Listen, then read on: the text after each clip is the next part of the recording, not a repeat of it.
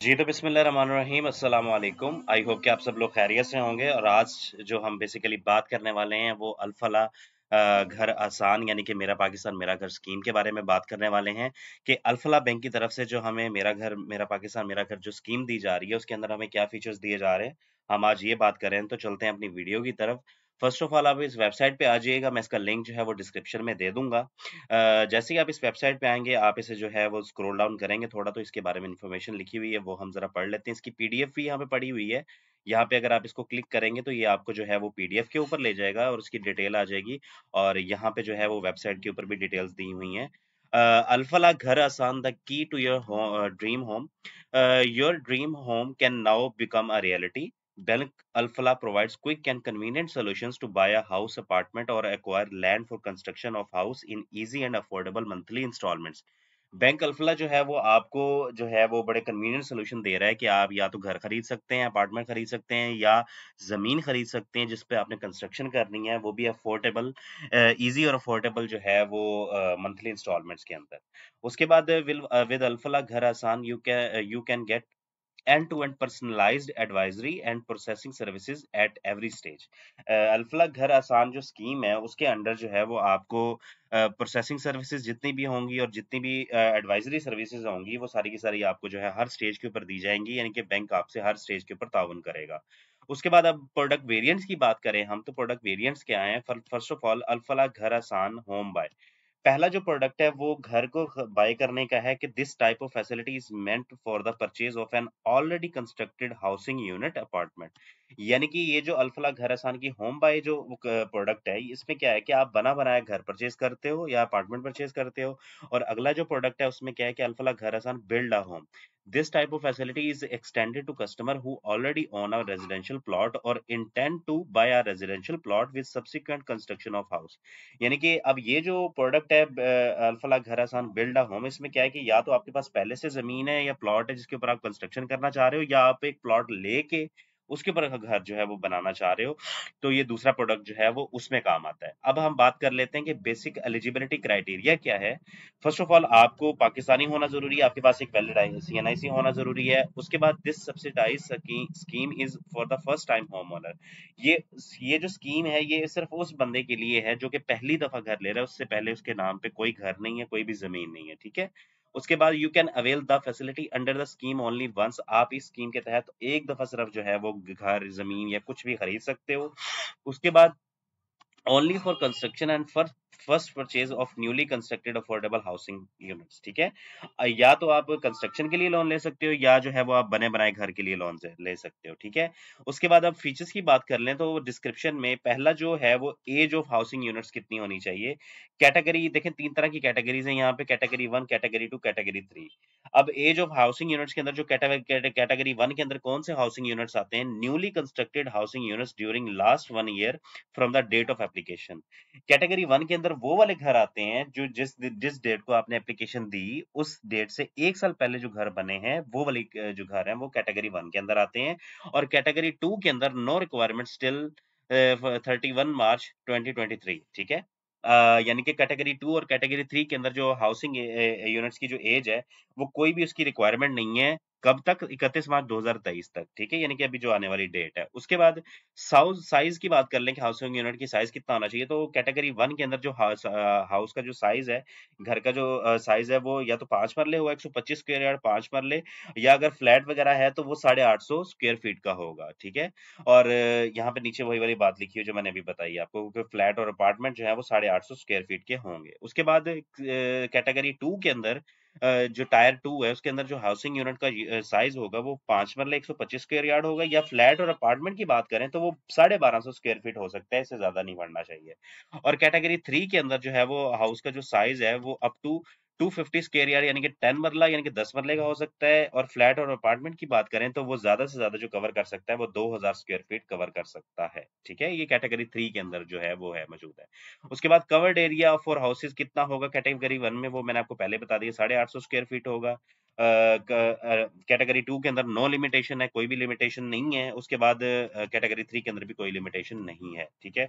उसके बाद covered area for apartments की बात करें तो अप टू 850 स्क्वायर यार्ड, ठीक है, कैटेगरी वन के अंदर। ये अपार्टमेंट्स और फ्लैट्स की बात हो रही है, ठीक है। और जो कैटेगरी टू के अंदर 1250 स्क्वायर फीट यार्ड होंगे, और कैटेगरी थ्री के अंदर 2000 स्क्वायर फीट यार्ड का फ्लैट या अपार्टमेंट जो है वो होगा। उसके बाद maximum price of housing unit कितनी हो सकती है? कैटेगरी वन के अंदर 35 लाख रुपए तक का आपका घर या जमीन दोनों मिला के उनकी कॉस्ट होनी चाहिए। उसके बाद कैटेगरी टू और कैटेगरी थ्री के अंदर इसकी कोई लिमिट नहीं है कि आप कितने का घर परचेज करते हो, ठीक है। उसके बाद मैक्सिमम लोन अमाउंट साइज कितना होगा जो आपको बैंक देगा? कैटेगरी वन के अंदर आपको बैंक देगा 27 लाख रुपए, कैटेगरी टू के अंदर देगा आपको 60 लाख रुपए बैंक लोन देगा, और कैटेगरी थ्री के अंदर आपको जो देगा बैंक वो 1 करोड़ रुपए होंगे, ठीक है। उसके बाद लोन के टेन्योर क्या होगा? लोन के टेन्योर होगा minimum 5 years and maximum 20 years loan tenure, depending upon the choice of customer. आपकी चॉइस के ऊपर 5 से 20 साल के अंदर अंदर जो है वो आप अदायगी कर सकते हो। उसके बाद प्राइसिंग की अगर हम बात करें तो फर्स्ट ऑफ ऑल जो कैटेगरी वन है उसके अंदर 2% फॉर द फर्स्ट 5 इयर्स होगा आपके पास, आपको लगेंगे, यानी कि पहले 5 साल के लिए आपको 2% इंटरेस्ट लग रहा होगा। अगले 5 साल यानी कि 6 से 10 साल के लिए आपको जो है वो 4% इंटरेस्ट लग रहा होगा, और 11 से 15 साल के लिए अगर आप लेके जाते हो इसे तो 5% इंटरेस्ट लग रहा होगा, और अगर आप इसे 15 से आगे लेके जाते हो यानी कि 15 से यानी कि 20 साल तक, तो 1 ईयर काइबोर प्लस 2.5% आपको लग रहा होगा आफ्टर 15 ईयर्स, ठीक है। उसके बाद कैटेगरी टू के अंदर पहले 5 सालों में आपको 5% लग रहा होगा, अगले 5 सालों में यानी कि 6 से 10 साल में आपको 7% लग रहा होगा, और अगले यानी कि 10 साल के बाद यानी कि 11 से 20 साल तक आपको 1 ईयर काइबोर प्लस 4% आपको जो है वो इंटरेस्ट रेट पड़ रहा होगा। और इसी तरह कैटेगरी थ्री में आपको पहले 5 साल 7% लग रहा होगा, अगले 6 से 10 साल आपको 9%, और उससे अगले यानी कि 10 से 20 साल तक आपको 1 year KIBOR plus 4% after 10 years लग रहा होगा, ठीक है। उसके बाद टायर कैटेगरी जीरो में बात करें, यहाँ पे जो इन्होंने लिखी हुई है वो ये है, introduced for micro finance bank to extend financing up to Rs 2 million, ठीक है। माइक्रो फाइनेंस बैंक जो है वो बेसिकली आपको फाइनेंसिंग जो दे सकते हैं वो ये बता रहे हैं, जो माइक्रो फाइनेंस बैंक होते हैं, जो छोटे बैंक होते हैं नॉर्मल बैंक से, वो आपको इस सिलसिले में जो मैक्सिमम जो फाइनेंसिंग दे सकते हैं वो 2 मिलियन की हो सकती है, यानी कि 20 लाख रुपए की हो सकती है। उसके बाद जो है यहाँ पे उन्होंने लिखा हुआ है कि ओनली NAPHDA यानी कि Naya Pakistan housing and development authority project जो है वो इसमें इंक्लूडेड हैं। उसके बाद subsidise market and profit rate की अगर हम बात करें तो वही वाली बात है, कैटेगरी वन में मैंने आपको बताया कि ईयर वन से ईयर टू के अंदर फिक्स यहाँ पे 2% लगेगा आपको, फिर 6 से 10 साल में आपको 4%, अगले 11 से 15 साल में आपको 5%, और अगर आपका 15 से बढ़ता है 15 साल से तो 1 year KIBOR plus 2.5%। Category to में इस तरह पहले 5 सालों में 5%, अगले 5 सालों में 7%, अगले 5 सालों में 1 ईयर काइबोर प्लस 4% आपको पड़ रहा होगा, और उससे अगले 15 से 20 सालों में 1 ईयर काइबोर प्लस 4%। और इसी तरह कैटेगरी थ्री के अंदर 7% पड़ेगा आपको पहले 5 सालों में इंटरेस्ट रेट, और अगले 6 से 10 सालों में 9% पड़ेगा, और उससे 11 से 15 सालों में आपको 1 ईयर काइबोर प्लस 4%, और उससे अगले भी 15 से 20 सालों में आपको 1 ईयर काइबोर प्लस 4% पड़ रहा होगा, ठीक है।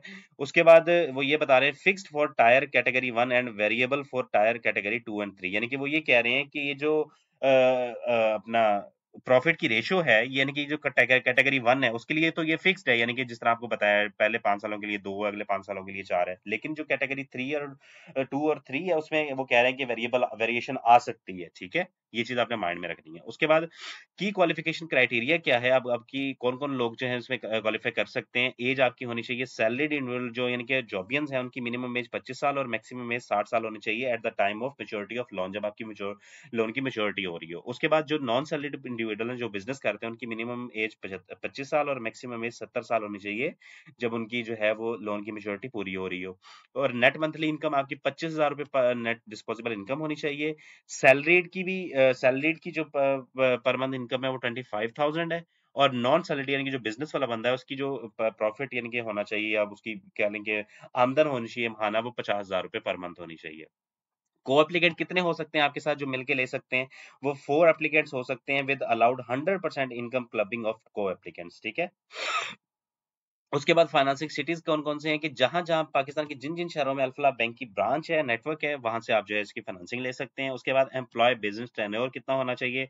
अगर आप जॉब करते हैं तो आपको मिनिमम जॉब करते हुए 2 साल हो जाने चाहिए, और अगर आप बिजनेस कर रहे हैं तो आपको कम से कम उस बिजनेस के अंदर 3 साल होने चाहिए, ठीक है। उसके बाद सिक्योरिटी रिक्वायरमेंट की अगर हम बात करें, the financed housing unit apartment financed will be mortgage in favour of financing bank as per bank's policy and SPP prudential regulations, ये जितने भी यानी कि हाउसिंग सोसाइटी आप बाय करेंगे स्कीम के अंडर, वो बैंक यानी कि अल्फला बैंक और एसबीपी यानी कि स्टेट बैंक ऑफ पाकिस्तान के रेगुलेशन की तरफ से वो उसके फेवर में जो है वो फाइनेंस किए जाएंगे। उसके बाद अगली जो चीज है वो property should be accessible, transferable, mortgageable, free of any legal charge with any private or public individual institution, and an improved map from the concerned authority shall be available। ठीक है। अब डॉक्यूमेंट्स की बात करें हम, तो फैसिलिटी एप्लीकेशन फॉर्म आपने वो देना है, सीएनआईसी की कॉपी देनी है आपने, एप्लीकेंट और को एप्लीकेंट दोनों की। उसके बाद प्रूफ ऑफ इनकम देना है आपने। उसके बाद कॉपीज ऑफ प्रॉपर्टी डॉक्यूमेंट्स देने हैं आपने। ठीक है, ये सारी की सारी चीजें देनी है। और आप इसकी मजीद डिटेल के लिए जो है वो इनके इस वाले नंबर पे भी कॉल कर सकते हैं, आप इनके ये ईमेल एड्रेस पे भी इनको जो है वो रीच आउट कर सकते हैं, और आप इनकी वेबसाइट को भी यानी कि इनकी सॉरी ब्रांच पे विजिट कर सकते हैं और उसके बारे में इंफॉर्मेशन ले सकते हैं। और अगर आप अप्लाई करना चाह रहे हैं, ठीक है, तो आप यहाँ पे अप्लाई नाउ के बटन पे क्लिक करके, ये देखिए यहाँ पे अप्लाई नाउ के बटन के जैसे क्लिक करेंगे, यहाँ पे कस्टमर नेम अपना नेम लिखेंगे, आप सीएनआईसी नंबर लिखेंगे, डेट ऑफ बर्थ लिखेंगे, सिलेक्ट कस्टमर सेगमेंट लिखेंगे, सैलरीड हैं आप, बिजनेसमैन हैं या कौन से हैं, सॉरी, अच्छा। उसके बाद number of years in employment, आप अगर सैलरीड है तो कम से कम 2 साल हो जानी चाहिए। अगर आप ज्यादा हैं तो वो भी आप लिख सकते हैं। उसके बाद नेट मंथली इनकम कितनी है आप वो यहाँ पे लिखेंगे। उसके बाद सिलेक्ट पर्पस ऑफ फाइनेंस लिखेंगे कि आप क्या घर परचेज कर रहे हो, या सिर्फ कंस्ट्रक्शन करनी है आपने, या प्लॉट प्लॉट परचेज करके कंस्ट्रक्शन करनी है। उसके बाद यहाँ पे आप फिर जो है वो सिलेक्ट करोगे अपना city, contact number, email address, और नियरेस्ट जो है वो अफला बैंक की जो आपकी सिटी के अंदर ब्रांच है, जो आपके घर के या आपके सिटी में जो नजदीक पड़ती है आपको, वो आप यहाँ पे उसका नाम एंटर करके सबमिट कर देंगे। तो वो बैंक का जो एम्प्लॉय है वो आपको खुद ही ईमेल के थ्रू या जो है वो आपको आपको कॉल कर लेंगे और आपके साथ जो है ना मजीद डिटेल शेयर कर लेंगे। और आप जो है वो इस पीडीएफ को भी रीड कर सकते हो, यहाँ पे उर्दू के अंदर सारी की सारी जो है वो इन्फॉर्मेशन लिखी हुई है। आई होप कि आपको मेरी ये वीडियो पसंद आई होगी। अगर आपको पसंद आई है तो लाइक कीजिएगा, शेयर कीजिएगा, और आपका कोई भी क्वेश्चन है तो आप कमेंट सेक्शन में पूछ सकते हैं। मिलता हूँ आपसे अगली वीडियो में, अपना ख्याल रखिएगा।